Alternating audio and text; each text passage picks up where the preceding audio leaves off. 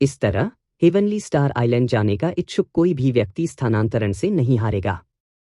इसके बाद योगेश का उपहार था 200 मीटर लंबी ट्रू ड्रैगन रीड।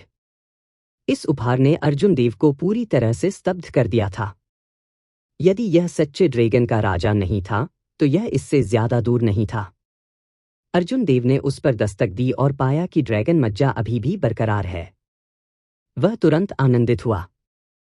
इस ड्रैगन मज्जा के परिणामस्वरूप अर्जुन देव को परेशान करने वाली एक पुरानी समस्या हल हो सकती है। अर्जुन देव की ताकत बहुत पहले ही 5 ड्रैगन फोर्स तक पहुंच चुकी थी। अपनी ताकत को 10 गुना बढ़ाने के लिए देवों के अवरोही का उपयोग करके सिद्धांत रूप में वह 50 ड्रैगन बल प्राप्त कर सकता था। 50 ड्रैगन फोर्स वास्तव में कितनी मजबूत थी? यह कुछ ऐसा था जो एक अर्ध सम्राट को भी चोट पहुंचाता था। यहां तक कि एक ही पीढ़ी का एक मजबूत महान ग्रैंड मास्टर स्तर का मार्शल सेज भी एक मुक्के से फट जाएगा। दुर्भाग्य से अर्जुन देव का भौतिक शरीर इसका समर्थन नहीं कर सका। सबसे अच्छा, वह केवल 20 ड्रैगन फोर्स के साथ विस्फोट कर सकता था। इससे अधिक और एकमात्र परिणाम यह होगा कि उसका शरीर फट जाएगा और वह मर जाएगा। इससे पहले कि अर्जुन देव मुक्का मार पाते, वह अपने ही कार्यों के परिणामस्वरूप फट जाता। हालांकि अब जब उसके पास इतना ड्रैगन मज्जा था तो चीजें अलग थीं।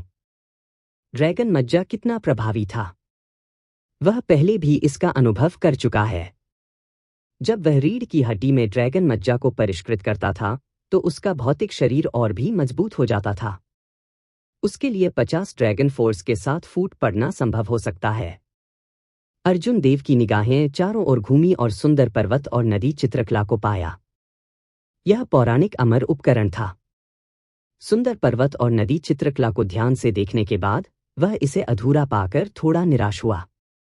पेंटिंग से एक कोना गायब था, इसलिए इसकी ताकत बहुत कम थी।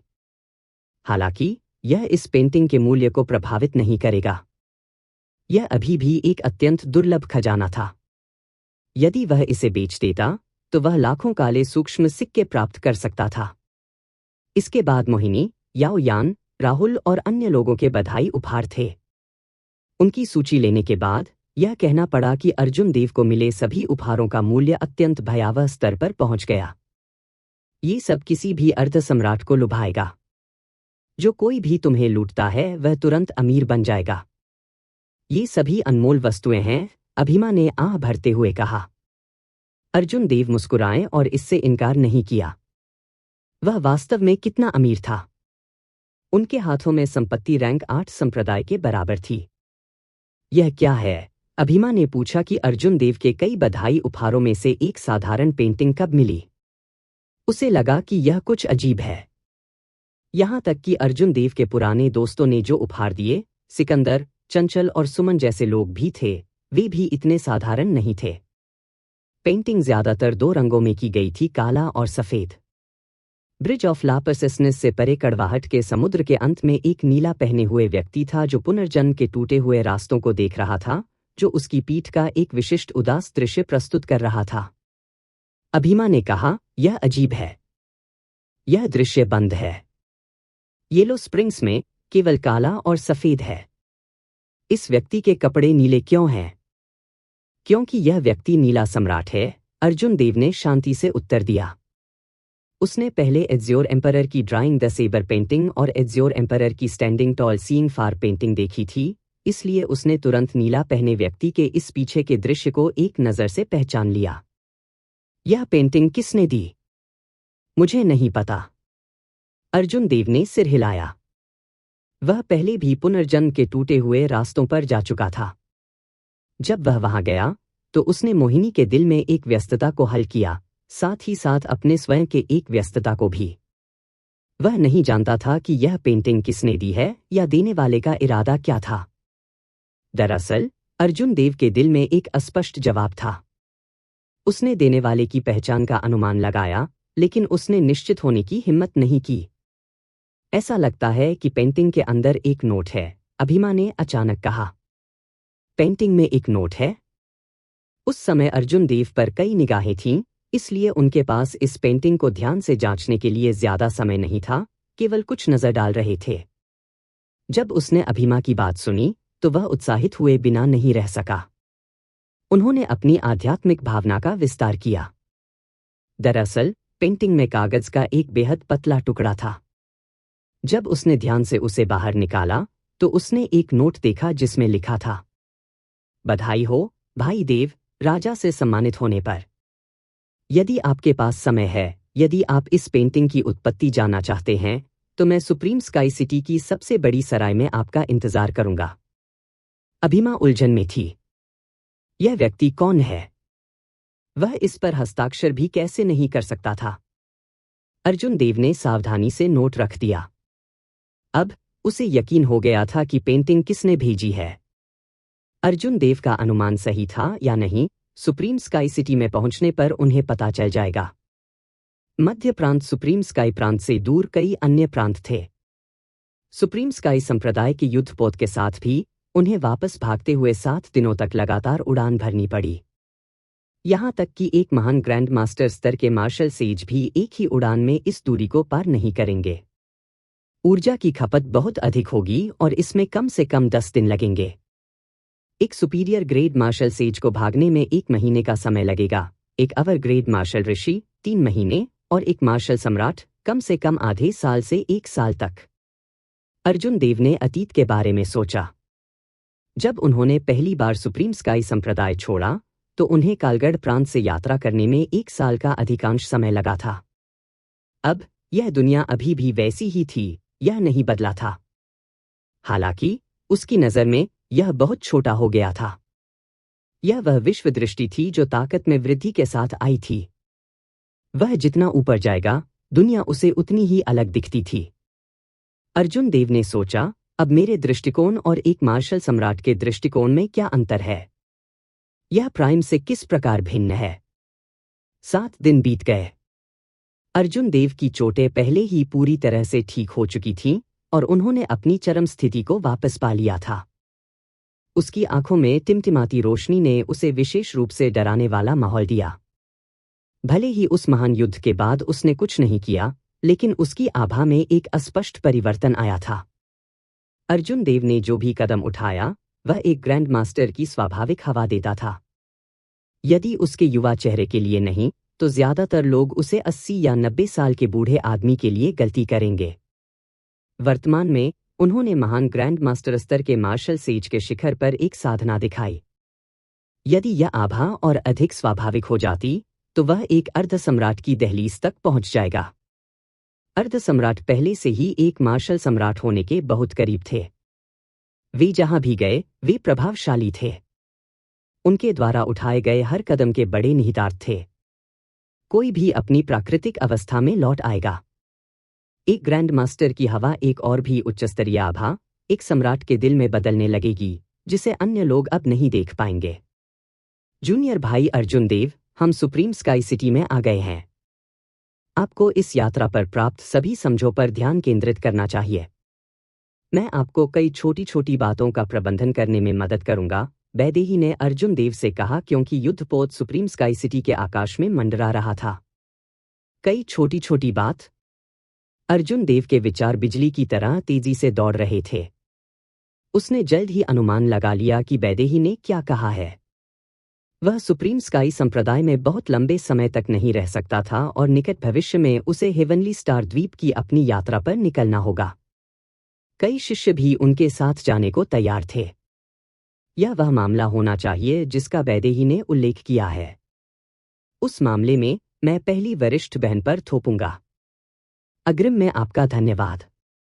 वैदेही ने कहा, चंचल और अन्य लोगों ने मुझसे इस बारे में बहुत पहले बात की थी। हालांकि प्रक्रियाएं जटिल हैं और इसमें कई नियम शामिल हैं। मुझे डर है कि इसमें कुछ समय लगेगा। अर्जुन देव को अभी भी चिंता महसूस हो रही थी। जब ये लोग मेरे साथ चले जाते हैं, तो मुझे डर है कि संप्रदाय को बहुत बड़ा नुकसान होगा। वैदेही ने धीरे से कहा, यह वास्तव में कोई नुकसान नहीं है। आज तक भी हमने आपके रक्त से परिष्कृत औषधीय गोलियों का उपयोग समाप्त नहीं किया है। आपने संप्रदाय के लिए कई विशिष्ट शिष्य बनाए। इसकी तुलना में यह वास्तव में कुछ भी नहीं है। जब अर्जुन देव स्वर्गीय उस दिव्य वसंत में थे, तो उन्होंने अन्य जातियों की प्रतिभाओं की तुलना में इसके सार को अधिक अवशोषित कर लिया था, दूसरों की तुलना में कई गुना अधिक। सुप्रीम स्काई संप्रदाय का फलना फूलना मुख्य रूप से उन्हीं के कारण हुआ। अर्जुन देव के रक्त से परिष्कृत औषधीय गोलियों के बिना संप्रदाय में इतने सारे कुलीन शिष्य मार्शल ऋषि की ओर तेजी से आगे नहीं बढ़ते। वैदेही के स्पष्टीकरण ने अर्जुन देव को सहज महसूस कराया। दोनों के अलग होने के बाद वह तुरंत शहर की सबसे बड़ी सराय की ओर बढ़ गया। Supreme sky city supreme sky प्रांत की राजधानी थी। हालांकि केवल संप्रदाय के शिष्य ही इसमें प्रवेश कर सकते थे। शहर के बाहर के लिए सुप्रीम स्काई संप्रदाय के शिष्यों के अलावा अधिकांश लोग अन्य स्थानों के कृषक थे। शहर में कई सड़कें और गलियां थीं जो बेहद जीवंत थीं। सराय मेहमानों से भरी हुई थी, सभी सीटें भर गई थीं। यह बहुत शोर और बकबक के साथ जोर से था। यदि कोई ध्यान से सुनेगा तो पता चलेगा कि सभी चर्चाएं हाल ही में राजा सम्मेलन समारोह पर केंद्रित थीं। समाचार बहुत तेजी से फैल गया। अब पूरे देवलोक डोमेन को पता था कि अर्जुन देव को एजियो ड्रैगन किंग से सम्मानित किया गया था।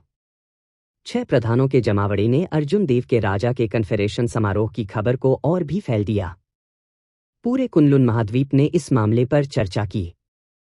10,000 वर्षों के बाद एक बार फिर एक नीला ड्रैगन किंग हुआ। एक के बाद एक राजा सम्मेलन समारोह के विभिन्न उतार चढ़ाव ने दूर दूर तक रुचि की लपटों को हवा दी। अर्जुन देव सराय के बाहर खड़े थे। उसके नीले वस्त्र हवा में लहरा रहे थे। कुछ देर तक खुद से बड़बड़ाने के बाद उसने अपना पैर उठाया और अंदर कदम रखा। जल्द ही उसे निश्चित रूप से पता चल जाएगा कि येलो स्प्रिंग्स की पेंटिंग किसने भेजी थी। वह पहली मंजिल और दूसरी मंजिल से गुजरा। जब वह तीसरी मंजिल पर पहुंचा तो उसने ऊपर चढ़ना बंद कर दिया। वहां उसे एक खाली मेज मिली और उसने शराब और भोजन का ऑर्डर देने से पहले बैठ गया। भोजन करते समय उसने कोई चिंता नहीं की। चूंकि दूसरे पक्ष ने कहा कि वह शहर की सबसे बड़ी सराय में उसकी तलाश करे, इसलिए दूसरे पक्ष ने अर्जुन देव के प्रवेश करते ही उसकी नजर देख ली होगी। यदि यह वास्तव में वह व्यक्ति था जिस पर अर्जुन देव को संदेह था, तो उस व्यक्ति के पास पता लगाने से बचने के कई तरीके थे।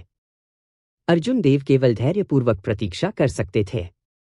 हा भाई देव, सफलतापूर्वक राजा से सम्मानित होने पर बधाई। किसी समय तीसरी मंजिल पर मौजूद अन्य सभी ग्राहक चले गए थे। जैसे ही अर्जुन देव ने अपना सिर उठाया, उसने देखा कि एक व्यक्ति पहले से ही उसके सामने बैठा है।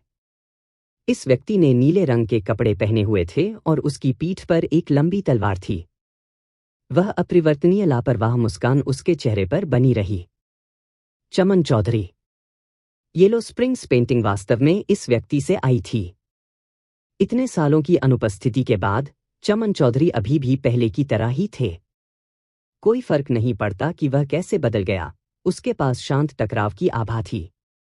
अब भी अर्जुन देव अभी भी इस व्यक्ति के रहस्यों को उजागर नहीं कर सके। कई वर्षों के दौरान वे नहीं मिले थे।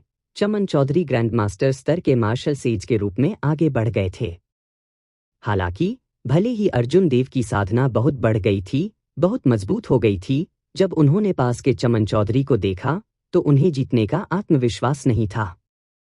चमन चौधरी टेबल के ठीक सामने थे। हालांकि उसने मौलिक अराजकता की भावना को दूर कर दिया, जैसे कि वह एक आकाशगंगा दूर था। प्रकाश और अंधेरा आपस में जुड़े हुए थे, एक शक्तिशाली कीमती तलवार को पोषण देते थे। आपको पेंटिंग कहाँ से मिली? अर्जुन देव सीधे मुद्दे पर गए और तुरंत अपना सवाल पूछा। चमन चौधरी भी किसी भी बेकार के शब्द बोलने के लिए अनिच्छुक लग रहे थे। उसने शराब का एक घूंट लिया और कहा, जब आप स्काई डोम दायरे में थे तो आपको एक निश्चित व्यक्ति से मिलना चाहिए था जो आपसे बहुत करीब से मिलता है। यह व्यक्ति विशेष एजियो ड्रैगन मार्शल स्पिरिट मार्शल तकनीक भी जानता था। अर्जुन देव ने मन ही मन भौहें सिकोड़ लीं, लेकिन उनके हाव भाव नहीं बदले। उसने केवल यह इंगित करने के लिए सिर हिलाया कि उसने उस व्यक्ति को देखा था। मैंने उससे पेंटिंग छीन ली। तुमने उससे पेंटिंग छीन ली? आप मजाक कर रहे होंगे। यह व्यक्ति निश्चित रूप से आपसे अधिक मजबूत है। वह आपको आपकी इच्छानुसार इस पेंटिंग को छीनने कैसे दे सकता है? क्या आपको लगता है कि वह पहले ही मर चुका है? हा हा, वह वास्तव में पहले ही मर चुका है। अर्जुन देव ने अपनी भौहें ऊपर उठाईं। इस बार उन्हें काफी झटका लगा। यह व्यक्ति उसके दिल की गांठों में से एक था। मूल रूप से उसने सोचा था कि वह भविष्य में इस व्यक्ति से फिर से मिल सकता है। अप्रत्याशित रूप से उस व्यक्ति की मृत्यु हो गई थी। चमन चौधरी पहले की तरह शांत रहे। उन्होंने उदासीनता से कहा, वह एज़्योर सम्राट की अच्छाई और बुराई की परोपकार कला द्वारा बनाया गया एक दुष्ट हमशक्ल है। 10,000 साल पहले जब एज़्योर सम्राट ने उसे काट दिया तो वह पूरी तरह से नहीं मरा। 10,000 वर्षों के बाद उसने अपनी अधिकांश शक्ति पुनः प्राप्त की। वह डीप एबिस के डार्क चर्च के चीफ चर्च मास्टर पद के लिए लड़ना चाहता था। हालांकि वह 3 चालों में हार गया और उसकी मृत्यु हो गई। कोई आश्चर्य नहीं कि वह व्यक्ति इतना समान दिखता था। वह एज़्योर सम्राट का एक दुष्ट हमशक्ल निकला। हालांकि वह डार्क चर्च के चीफ चर्च मास्टर से हार गए। अर्जुन देव अभी भी कुछ अविश्वास में थे। डार्क चर्च की कई निचले क्षेत्रों में शाखाएं थीं। अर्जुन देव को यह भी पता था कि उनका मुख्यालय गहरे रसातल राक्षसी लोक में है। हालांकि इस मुख्य चर्च मास्टर की ताकत उनकी उम्मीदों से परे थी। आप इतना कैसे जानते हैं? अर्जुन देव ने चमन चौधरी की ओर घूरकर देखा। चमन चौधरी मंद मंद मुस्कुराए और हाथ में शराब का कप लेकर खेले। अंतिम देवलोक सम्राट शुरू में एज़्योर सम्राट के अच्छे दोस्त थे। शाही कबीले के वंशज के रूप में ऐसी तुच्छ जानकारी कुछ भी नहीं है। किसी भी मामले में ये ऐसी चीजें हैं जो आपको देरस बेर पता चल जाएंगी। हालांकि आपको पहले मार्शल सम्राट बनना होगा। तो मरो मत। थंडर सम्राट के नक्शेकदम पर न चलें। मैं आपके मार्शल सम्राट के आगे बढ़ने का इंतजार करूंगा। अचानक अर्जुन देव ने कहा, आप शायद स्वर्गीय लॉ की मूल लॉ चाहते हैं जो एज़्योर ड्रैगन पैलेस के नीचे दबा हुआ है ना? चमन चौधरी के चेहरे ने उनके आश्चर्य को धोखा दिया। जाहिर है उन्हें उम्मीद नहीं थी कि अर्जुन देव उनके मकसद के बारे में इतनी सीधे बात करेंगे। पहली बार उनके हाव भाव बदल गए। आप पहले भी एज़्योर ड्रैगन पैलेस गए हैं? हालांकि चमन चौधरी को तुरंत एहसास हुआ कि उनकी बातें व्यर्थ हैं। वहां गए बिना अर्जुन देव को एज़्योर ड्रैगन पैलेस में स्वर्गीय लॉ की उत्पत्ति की लॉ के बारे में कैसे पता चल सकता था? अर्जुन देव मंद मंद मुस्कुराए और विषय बदल दिया। आपकी पेंटिंग मेरे लिए बेकार है। मैं येलो स्प्रिंग्स गया हूं और कड़वाहट के समुद्र को पार किया है। मैंने एज़्योर सम्राट द्वारा छोड़ी गई कृपाण रोशनी देखी। पुनर्जन्म के 6 रास्ते पहले से ही पूरी तरह से बिखर चुके हैं। उनका कोई मतलब नहीं है। यह सुनकर कि पुनर्जन्म टूट गया है, चमन चौधरी एक बार फिर अपनी अभिव्यक्ति को नियंत्रित करने में विफल रहे। यदि पुनर्जन्म पहले ही टूट चुका था तो अंत में एज़्योर सम्राट कहाँ गया था? अर्जुन देव ने चमन चौधरी के हाव भाव को देखा। पहली बार उन्होंने इस व्यक्ति के साथ बातचीत में पहल की। दूसरा पक्ष उतना सर्वज्ञ नहीं था जितना वह दिखाई देता था। अर्जुन देव की तरह यह व्यक्ति भी उत्तर ढूंढ रहा था और अवसरों की प्रतीक्षा कर रहा था। मैं अपनी छुट्टी ले रहा हूं। अगर मौका मिला तो हम फिर मिलेंगे। अर्जुन देव द्वारा बताई गई 2 सूचनाओं से चमन चौधरी भ्रमित महसूस कर रहे थे। रहने को तैयार नहीं था, वह जाने के इरादे से खड़ा हो गया। क्या मैंने कहा कि मैं तुम्हें जाने दे रहा हूं? अर्जुन देव ने शराब का प्याला हाथ में रख दिया। फिर हवा की अनुपस्थिति के बावजूद उसके बाल हिलने लगे। कृपाण की मधुर घंटी गूंज उठी। अनगिनत कृपाण हवाएं तुरंत उभरते चमन चौधरी पर बंद हो गईं। तीसरी मंजिल का माहौल तुरंत बहुत तनावपूर्ण हो गया, जैसे कोई तूफान चल रहा हो जो शुरू होने का इंतजार कर रहा हो। अर्जुन देव ने उभरते चमन चौधरी को देखते हुए और कुछ नहीं कहा। दूसरे पक्ष के पास कई रहस्य थे और उसके साथ कई संबंध थे। वह लंबे समय से यह पता लगाना चाहता था कि क्या हो रहा है। एज़्योर सम्राट अंतिम देवलोक सम्राट के साथ शत्रुता कैसे बन गया? एज़्योर ड्रैगन पैलेस में स्वर्गीय लॉ की मूल लॉ क्यों थी? लड़ाई के बाद एज़्योर सम्राट का पतन कैसे हुआ, या इसमें और भी कुछ था? ऐसा लग रहा था कि चमन चौधरी के पास जवाब थे। इस बार जबकि चमन चौधरी को ऐसा लग रहा था कि वह उसे एक पेंटिंग दे रहा है, उसका गुप्त उद्देश्य यह देखने के लिए था कि अर्जुन देव ने कितना सुधार किया है, यह देखने के लिए कि अर्जुन देव को मार्शल सम्राट तक आगे बढ़ने में कितना समय लगेगा। यह सब इसलिए था ताकि चमन चौधरी एज्योर ड्रैगन पैलेस में प्रवेश कर सकें और स्वर्गीय लॉ की मूल लॉ को छीन सकें। अर्जुन देव अवाक रह गया।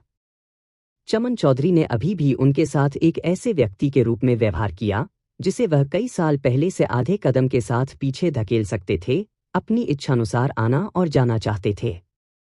यह इतना आसान कैसे हो सकता है? अगर चमन चौधरी छोड़ना चाहते थे तो उन्हें पहले क्षमताओं की आवश्यकता थी। चमन चौधरी की नज़र ठंडी हो गई। क्यूई को मारना बिना किसी चेतावनी के हर जगह से आया और अर्जुन देव पर ताला लगा दिया। क्या आप मुझसे उम्मीद करते हैं कि मैं अपना असली शरीर सुप्रीम स्काई संप्रदाय में भेजूंगा, जहां कई विशेषज्ञ हैं? आपके और मेरे बीच लड़ाई जरूर होगी, लेकिन अभी ऐसा नहीं होगा। चमन चौधरी मंद मंद मुस्कुराए। अचानक उसका शरीर आग की लपटों के झुरमुट में फट गया और जल्दी से जलकर राख हो गया, केवल एक लकड़ी की कठपुतली रह गई। अर्जुन देव ने थोड़ा भौहें चढ़ा दी। उसके पास अपने द्वारा उत्पन्न हत्या क्यूई को तितर बितर करने के अलावा कोई विकल्प नहीं था। जगह को भरने वाली कृपाण हवाएं तुरंत गायब हो गईं। अमर आत्मा की अंगूठी से अभिमा ने कहा, अर्जुन देव, इन व्यक्ति की बात अर्धसत्य है। आप उन पर पूरी तरह से विश्वास नहीं कर सकते। अर्जुन देव ने फिर से शराब का कप उठाया और एक घूंट लिया। फिर उसने सिर हिलाया। एज्योर सम्राट का तथाकथित दुष्ट हमशक्ल संभवतः मुख्य चर्च मास्टर से पराजित होने के बाद उसके हाथों मर गया होगा। हालांकि उनके शब्द भी समझ में आते हैं। वह शायद अकेला नहीं है जो मेरे एज्योर ड्रैगन पैलेस खोलने का इंतजार कर रहा है। शायद कई मार्शल सम्राट छिपे हुए हैं, उन सभी की नज़र एज्योर ड्रैगन पैलेस पर है। मुझे खुद को जल्दी से मजबूत करना है, अधिक संचय का निर्माण करना है। अन्यथा एज्योर ड्रैगन पैलेस जो एज्योर सम्राट ने मेरे लिए छोड़ा था, वह छीन लिया जाएगा। चमन चौधरी की आभा के आधार पर, भले ही उन्होंने लड़ाई नहीं की थी, अर्जुन देव को यकीन था कि दूसरे व्यक्ति ने पहले ही अपनी मौलिक अराजकता की इच्छा को पूरा कर लिया था। अर्जुन देव को अपनी साइकिल की इच्छा पर काम करने की जरूरत थी। चूंकि उसे पहले से ही निराशा सिंहासन की खबर थी, इसलिए उसे स्वर्गीय तारों वाले महासागर की अपनी यात्रा पर जल्दबाजी करनी पड़ी। अपने चरम पर लौटने पर उन्होंने तुरंत बंद दरवाजे की खेती में प्रवेश किया, बधाई उपहारों से सभी खजाने को पचाने की तैयारी में, जिनका वह उपयोग कर सकता था। सबसे पहले अर्जुन देव स्वाभाविक रूप से स्वर्गीय बर्फ के मोती का उपयोग करने जा रहे थे जो उनकी बड़ी बहन ने उन्हें दिया था। एक और तरह की इच्छा शक्ति के साथ उसकी ताकत में दूसरे स्तर तक सुधार होगा। अपने शिखर के शिखर पर उसने स्वर्गीय बर्फ का मोती निकाला। तुरंत आकाश बर्फ से भर गया और एक ठंडी हवा बर्फ के टुकड़ों के साथ चाकू की तरह घूम रही थी। यह वास्तव में भारी बर्फबारी है। मुझे आश्चर्य है, पहली वरिष्ठ बहन को स्वर्गीय आइसपर्ल कहां से मिला? अर्जुन देव ने अपना मुंह खोला और सीधे स्वर्गीय बर्फ के मोती को निगल लिया। एक ठंडक सनसनी तुरंत उसके रक्त, मेरिडियन और हड्डियों में फैल गई। जल्द ही उनका शरीर बर्फ के खंभे में बदलने से पहले एक बर्फ की मूर्ति में बदल गया। उसकी आकृति अब दिखाई नहीं दे रही थी। सूरज उग गया और अस्त हो गया, बादल इकट्ठे हो गए और बिखर गए। 3 दिन बीतते ही चोटी पर भारी मात्रा में बर्फ गिरी। अर्जुन देव बर्फ के खंभे के अंदर रहे, बिना हिले डुले, जैसे कि वह शीत निद्रा में थे, जीवन के किसी भी लक्षण से पूरी तरह से रहित। अगले 3 दिनों के बाद बर्फ का खंभा टूटने लगा। बर्फ तुरंत गायब हो गई। जब अर्जुन देव ने अपनी आंखें खोलीं तो ठंडी रोशनी की एक चमक थी। 6 दिन पहले की तुलना में उसकी आभा बहुत शांत थी, ठंड के संकेत के साथ। उसके माथे पर एक रोशनी चमक उठी और बर्फ का एक छोटा चाकू बाहर निकल गया और हवा में फट गया। हर जगह छोटा चाकू गुजरा, कोहरा बर्फ बन गया।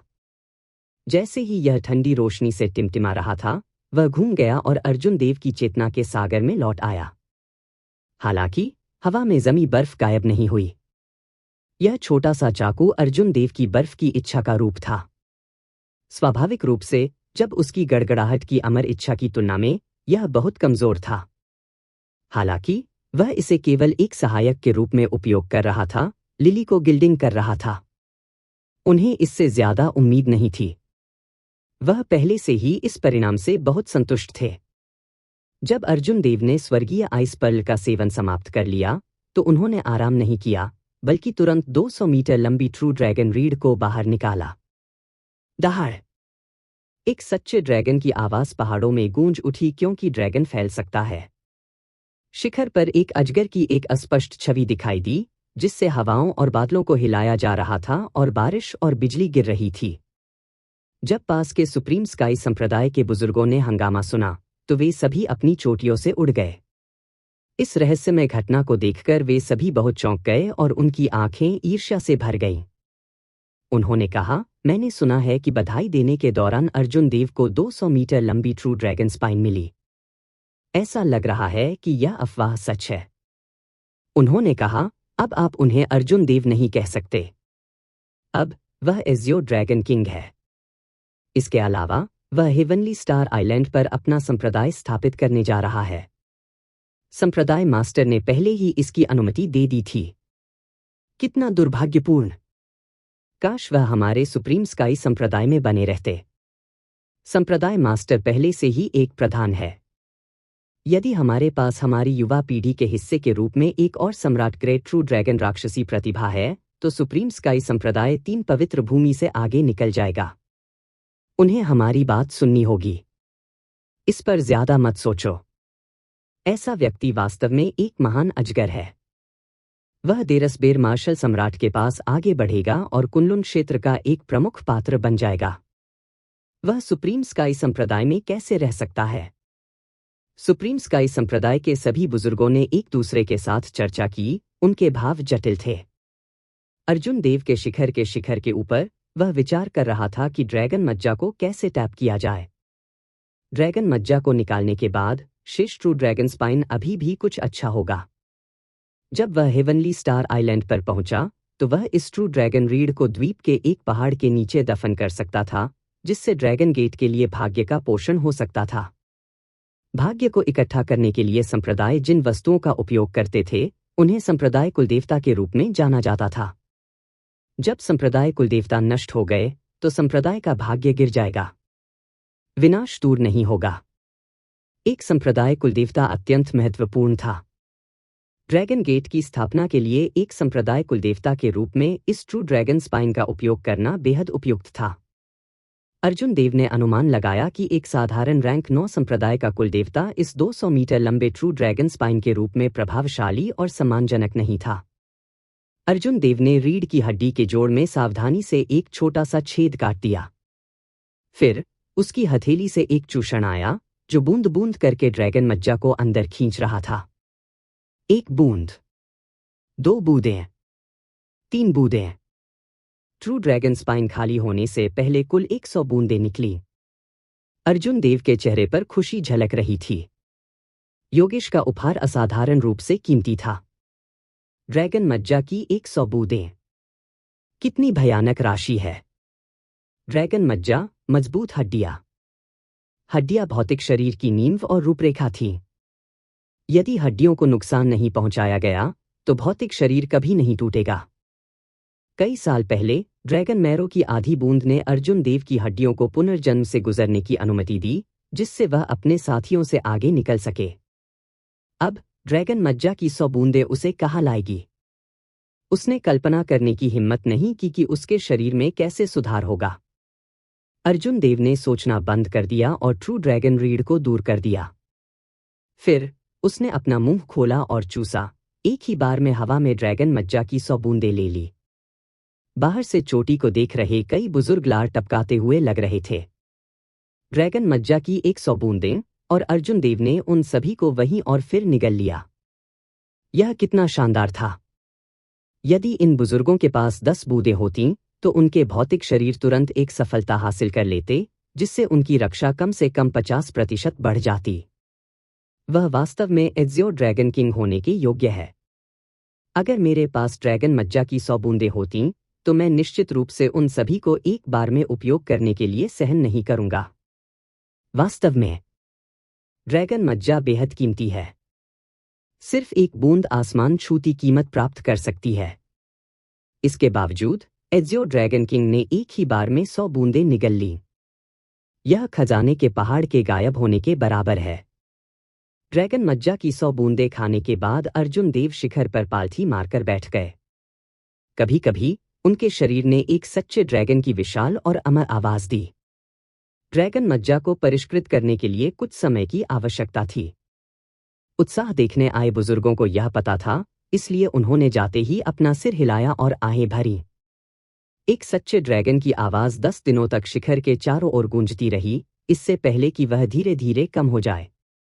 अर्जुन देव की हड्डियां अब ड्रैगन की हड्डियों के बहुत करीब कुछ में बदल गई थीं, जो असाधारण रूप से मजबूत थी। उसका बाहरी रूप बदलता नहीं लग रहा था। हालांकि ऐसा लगा कि अगर उसे उस दिन से कृशिव के उस शक्तिशाली हमले को सहना पड़े, तो वह ऐसी स्थिति में नहीं आएगा जहां उसने अपना युद्ध कौशल खो दिया हो। अभिमा के बिना भी वह फिर से उससे लड़ने के लिए आश्वस्त था। असंख्य स्वर्ग दिव्य मुट्ठी, देवता उतरते हैं।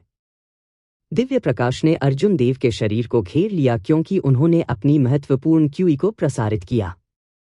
ड्रैगन दहाड़ने लगे और उसके पीछे 10 स्वर्गीय ड्रैगन की छवियां दिखाई दी। यह वह दोगुनी युद्ध कौशल वाला था। उन्होंने मार्शल तकनीक का प्रसार जारी रखा और इसकी शक्ति में वृद्धि की। 10 ड्रैगन फोर्स से यह 20 ड्रैगन फोर्स तक बढ़ गया, 4 गुना युद्ध कौशल। उसके शरीर में कुछ भी गलत नहीं था, उसके पास बहुत लचीलापन था।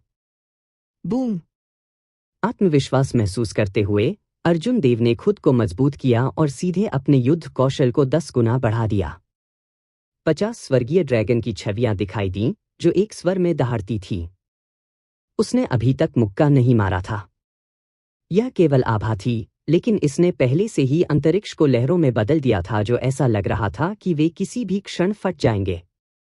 अर्जुन देव की हड्डियों पर छोटी छोटी दरारें दिखाई दीं और उन्हें कुछ दर्द महसूस हुआ। फिर उसने अपनी मुट्ठी वापस ले ली और स्वर्गीय ड्रैगन की छवियां गायब हो गईं। उसका चेहरा खुशी से चमक उठा। अपने पहले के परीक्षण से उसका शरीर 50 ड्रैगन फोर्स को सहन करने में सक्षम होना चाहिए। जब तक वह लगातार इसका उपयोग नहीं करता था, तब तक उसे केवल मामूली चोटें आती थीं, जो उसके भौतिक शरीर के लिए कोई समस्या नहीं होगी। अर्जुन देव की आंखों में क्रूरता का एक भाव चमक उठा और वह बुदबुदाया, 50 ड्रैगन फोर्स। अगर मैं एक अर्ध सम्राट से मिलता हूं, तो मैं उनकी हत्या की चाल को प्राप्त करने के लिए आश्वस्त हो सकता हूं। खुद को बचाने की कोशिश करते समय मुझे किसी भी दबाव का सामना नहीं करना पड़ेगा। 50 ड्रैगन फोर्स कितनी शक्तिशाली थी। एक ड्रैगन फोर्स 5000 टन बल का था। 10 ड्रैगन फोर्स का मतलब 50,000 टन बल था। उस स्थिति में 50 ड्रैगन फोर्स 2,50,000 टन बल होगा। अर्जुन देव को विश्वास था कि वह चंद्र प्रकाश जैसे महान ग्रैंड मास्टर स्तर के मार्शल ऋषि को भी मार देंगे, जिन्होंने पहले से ही अपने स्वर्गीय ऋषि कानूनों को स्वर्गीय नियमों में परिष्कृत करना शुरू कर दिया था, एक मुक्के से और विस्फोट कर दिया।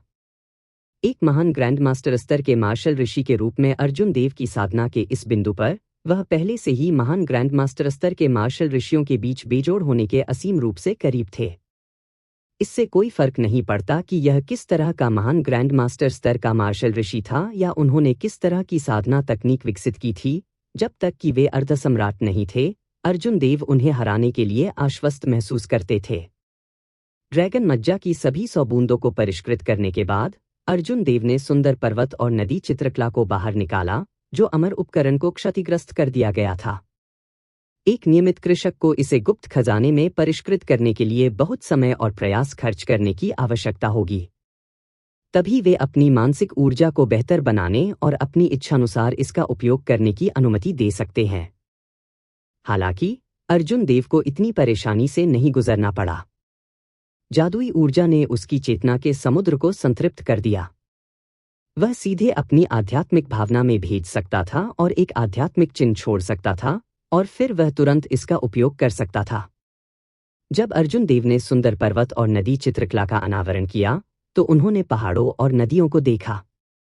आसमान में सफेद बादल छा गए। पेंटिंग के भीतर नदियां, खाड़ियां और कई पहाड़ थे। उन्होंने अपनी आध्यात्मिक भावना का विस्तार किया, पेंटिंग की आंतरिक दुनिया में प्रवेश किया और उस आध्यात्मिक चिन्ह को पाया जो पिछले मालिक ने वहां छोड़ दिया था। अमर युग के अंत को पहले ही 1 लाख साल से अधिक हो चुके थे।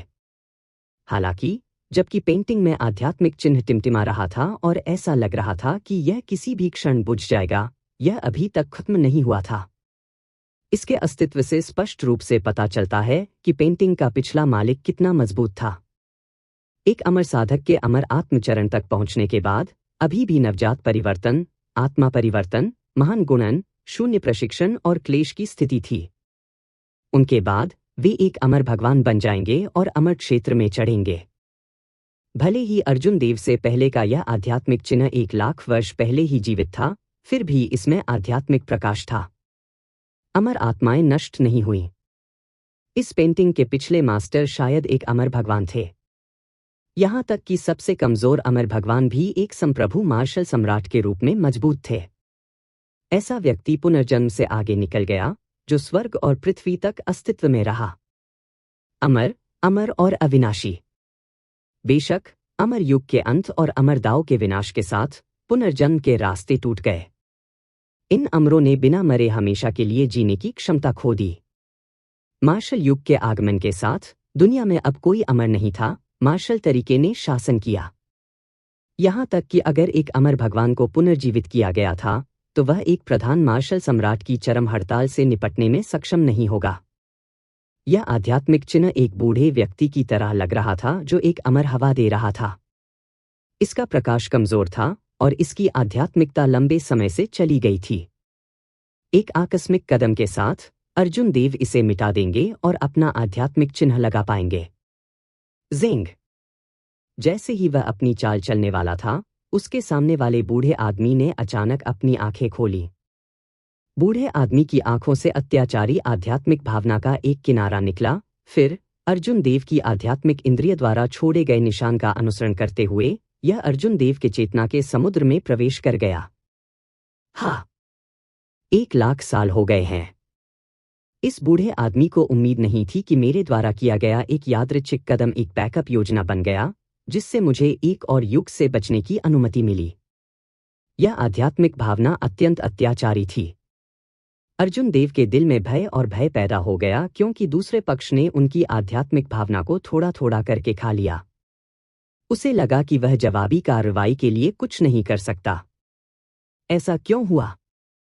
मैंने कभी नहीं सुना कि अमर उपकरण में छोड़ा गया आध्यात्मिक चिन्ह आध्यात्मिकता प्राप्त कर सकता है। अमर दाव के विनाश के साथ सभी अमर पहले ही मर चुके थे।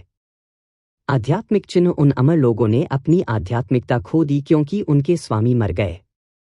भले ही ये आध्यात्मिक चिन्ह नष्ट न हो, फिर भी 100 सहस्राब्दी किसी भी आध्यात्मिक चिन्ह की आध्यात्मिकता को क्षीण करने के लिए पर्याप्त होनी चाहिए। यह अचानक विकास बस अविश्वसनीय और चौंकाने वाला था। भले ही आप एक अमर भगवान हों, आप मुझे निगलने की कोशिश करना भूल सकते हैं। हाथापाई करना। अमर बिजली, शाश्वत इच्छा, अटूट कृपाण आत्मा, अद्वितीय तीक्ष्णता। इस संकट में अर्जुन देव शांत रहे। उसकी चेतना के समुद्र में छिपा बिजली का ताबीज बाहर निकल गया। गड़गड़ाहट की अमर इच्छा और शिखर महान पूर्णता कृपाण आत्मा तुरंत बिजली की रोशनी से भर गई, जिससे चेतना का पूरा समुद्र रोशन हो गया। थंडर अमर पूर्वज का खंडहर बिजली तावीज। रुको, यह सही नहीं है। यह एक प्रति है। हालांकि यह अभी भी मेरी बची हुई आत्मा को नष्ट करने के लिए पर्याप्त है।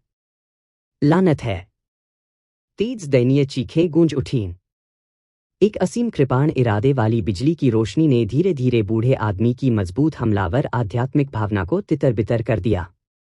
जैसे ही बूढ़ा पूरी तरह से गायब होने वाला था, अर्जुन देव अचानक रुक गया। यह अमर युग की एक प्राचीन वस्तु थी, उसने उस पर बहुत सारे रहस्य रखे थे। यह एक दुर्लभ अवसर था। जोखिम के बावजूद अर्जुन देव इस बूढ़े व्यक्ति से कुछ जानकारी प्राप्त करना चाहते थे। पीड़ादायक चीखना बंद हो गया। बूढ़े व्यक्ति की आध्यात्मिक भावना अर्जुन देव की चेतना के सागर के एक कोने में कमजोर रूप से कांपने वाली एक मानवीय आकृति में बदल गई। अर्जुन देव ने ठंडे स्वर में कहा, मुझे बताओ कि मैं क्या जानना चाहता हूं और मैं तुम्हें छोड़ दूंगा, जिससे तुम एक और जन्म तक जी सकोगे। हाँ, एक और जीवन जीते हैं? आप जरूरत से ज्यादा सोच रहे हैं। भाग्य का विरोध करना कठिन है। कोई भी दूसरे युग के लिए नहीं रह सकता। यह असंभव है, इसलिए आपको मुझे धमकी देने की कोई आवश्यकता नहीं है। आखिरकार मैं जल्द ही धुएं की तरह गायब हो जाऊंगा।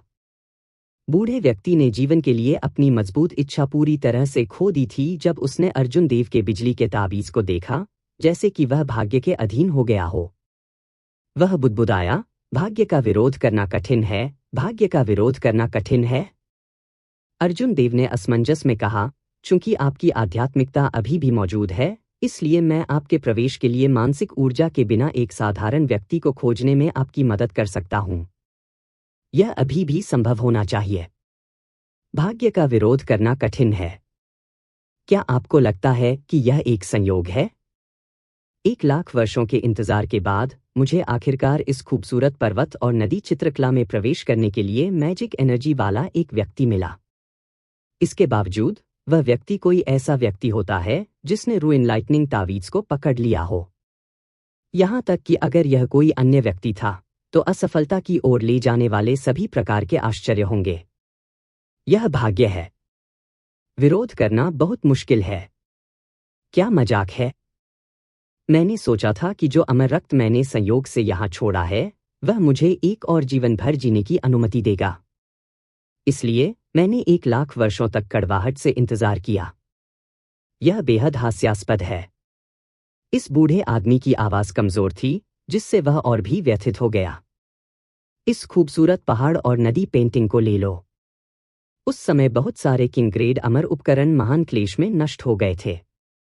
अप्रत्याशित रूप से यह ट्रिंकेट, जिसकी मुझे ज्यादा परवाह नहीं थी, इतने लंबे समय तक संरक्षित रही। अर्जुन देव ने देखा कि बूढ़े व्यक्ति की रोशनी फीकी पड़ती जा रही है।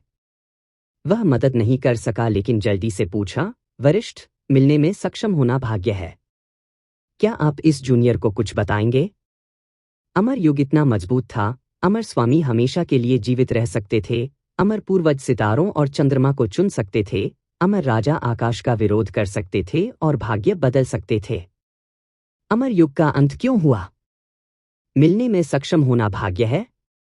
हाँ, आप सिर्फ एक याशिर कल्टीवेटर हैं। यह पूछने का क्या मतलब है? एक कहावत है, उत्कर्ष के चरम पर गिरावट है। जीवन और मृत्यु एक अंतहीन चक्र में चलते हैं। दुनिया में ऐसा कुछ भी नहीं है जो बिना गिरावट के फल फूल सके। यह स्वर्ग का दांव है, सभी के लिए भाग्य है। इसे कोई बदल नहीं सकता। कुनलुन अमर क्षेत्र एक समय इतना विशाल और शक्तिशाली था, जो ब्रह्मांड पर शासन करता था, 3,000 महान लोगों की उत्पत्ति। तो क्या? अंत में यह क्लेश से बच नहीं सका, अमर क्षेत्र नष्ट हो गया। कुनलुन भी एक परित्यक्त भूमि बन गई। नोट: ताओवाद में एक अवधारणा है जो पारंपरिक भारतीय चिकित्सा में भी परिलक्षित होती है कि जब कोई चीज अपने चरम पर पहुंच जाती है तो वह इसके विपरीत हो जाती है। इसलिए जब यांग चरम पर पहुंच जाता है तो यह यिन बन जाता है और इसके विपरीत। बूढ़े की आवाज कमजोर होती रही। आखिरकार यह मर गया। बूढ़े ने ज्यादा कुछ नहीं कहा था। हालांकि उन्होंने जो जानकारी प्रकट की वह चौंकाने वाली थी, जिसने अर्जुन देव के दिल में विशाल लहरें पैदा कर दीं जो लंबे समय तक बनी रहीं। बूढ़े व्यक्ति ने जिन 3,000 महान लोगों का उल्लेख किया था, वे निश्चित रूप से वही नहीं थे जिन्हें अर्जुन देव जानते थे। वह जिस स्काई डोम दायरे से आया था, वह केवल एक अमर का निवास था। कुनलुन दायरे से परे एक और भी विशाल दुनिया थी। कुनलुन क्षेत्र मूल रूप से ब्रह्मांड का केंद्र था, इसकी उत्पत्ति थी, फिर भी यह एक परित्यक्त भूमि बन गई। बूढ़े आदमी की आकृति धीरे धीरे भ्रम में बदल गई, केवल हल्की हरी बत्ती छोड़ गई। अर्जुन देव ने अपना हाथ बढ़ाया और एक सक्शन ने हरी बत्ती को खींच लिया। फिर उसने उसे निगल लिया। सुंदर पर्वत और नदी चित्रकला से संबंधित हरी बत्ती के अलावा कोई अन्य जानकारी नहीं थी। अमर युग के सभी विशेषज्ञ पहले ही गायब हो चुके थे। मार्शल युग में उनके शेष रहने का कोई रिकॉर्ड नहीं था। अपना आध्यात्मिक चिन्ह स्थापित करने के बाद अर्जुन देव ने सुंदर पर्वत और नदी चित्रकला से अपनी आध्यात्मिक भावना को वापस ले लिया। फिर बूढ़े आदमी की विधि का पालन करते हुए उसने अपनी हथेली पर खून की छाप छोड़ी।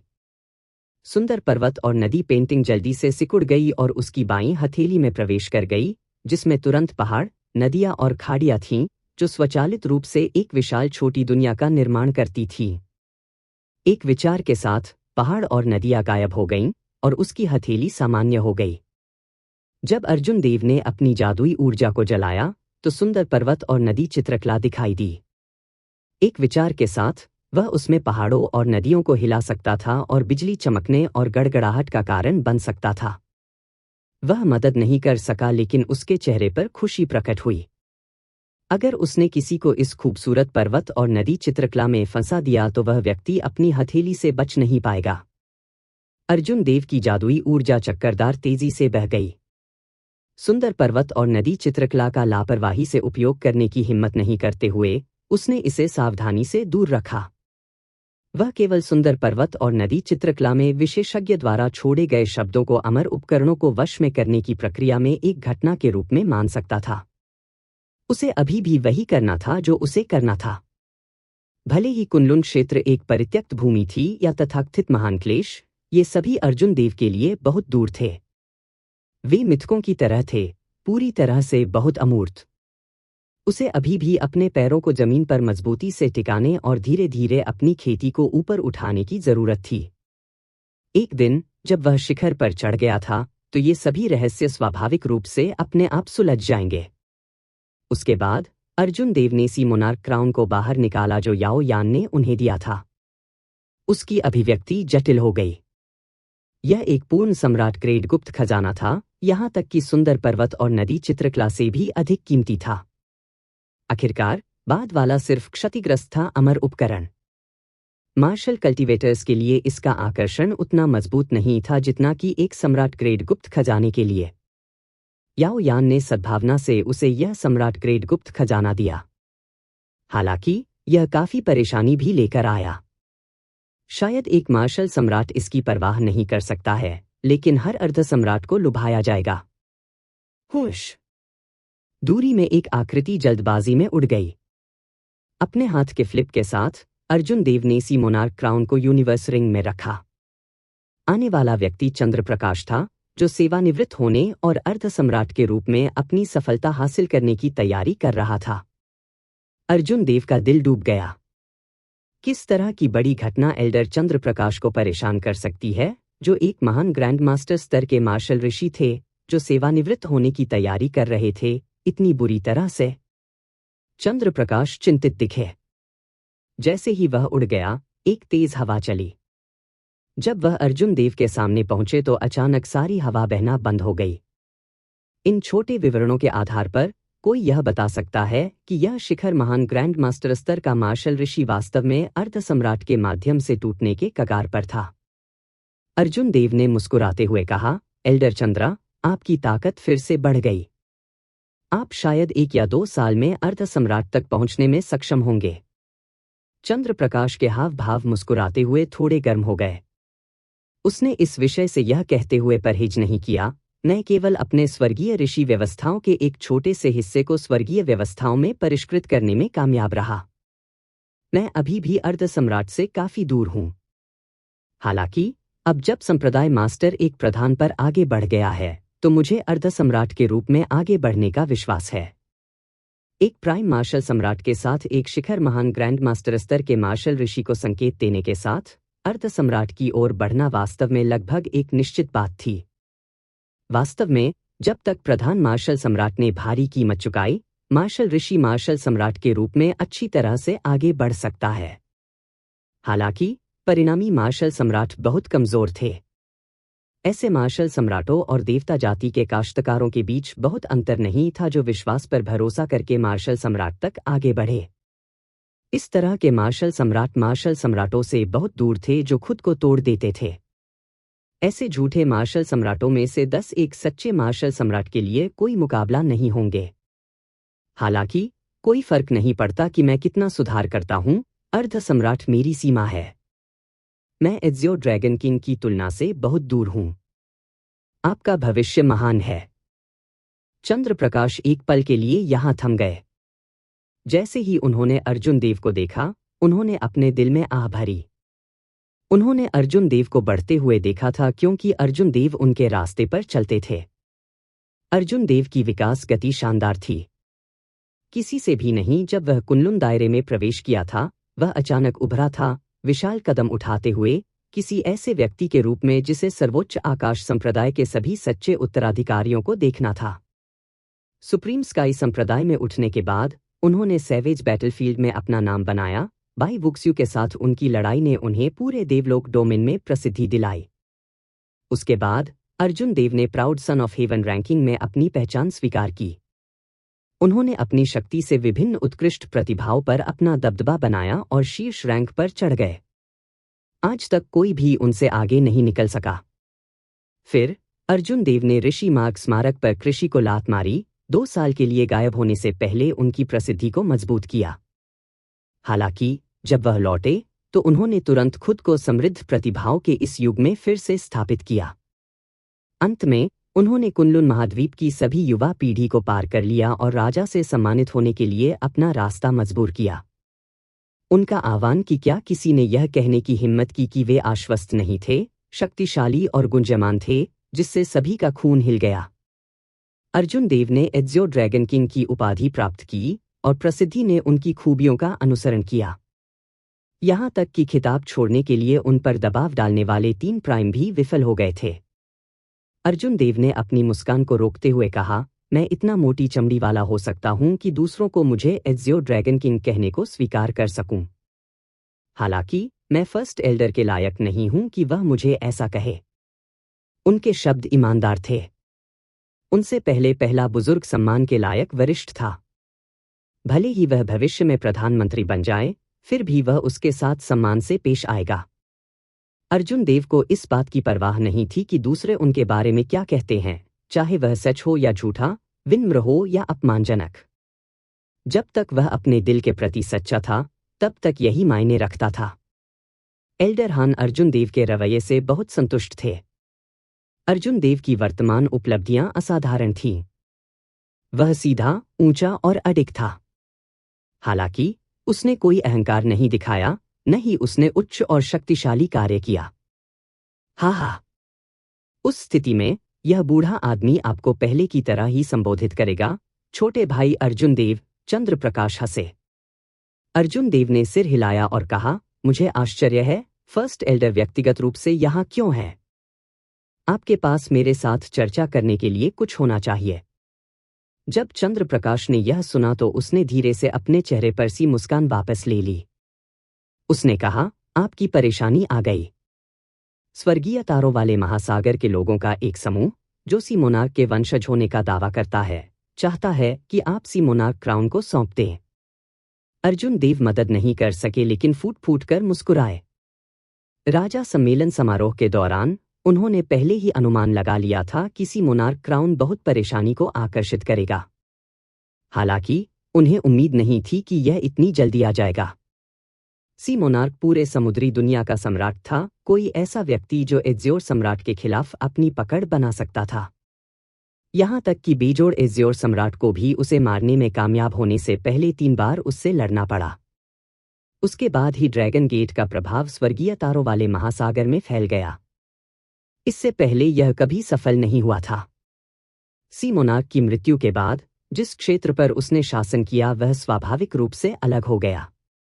कई पुराने मार्क्विस ने खुद को सी मोनार्क का प्रत्यक्ष वंशज घोषित करना शुरू कर दिया। वे आज भी स्वर्गीय तारों वाले महासागर में सक्रिय थे। हालांकि वंश की सच्ची रेखा, सी मोनार्क की बेटी राजकुमारी किन ने किसी कारण से खुद को सील कर लिया, बिना जागे 10,000 साल तक सो रही थी। इसलिए हालांकि ये गुट जटिल थे, लेकिन कोई सच्चा नेता नहीं था। किसी को यकीन नहीं हुआ। स्थिति पूरी तरह से गड़बड़ थी।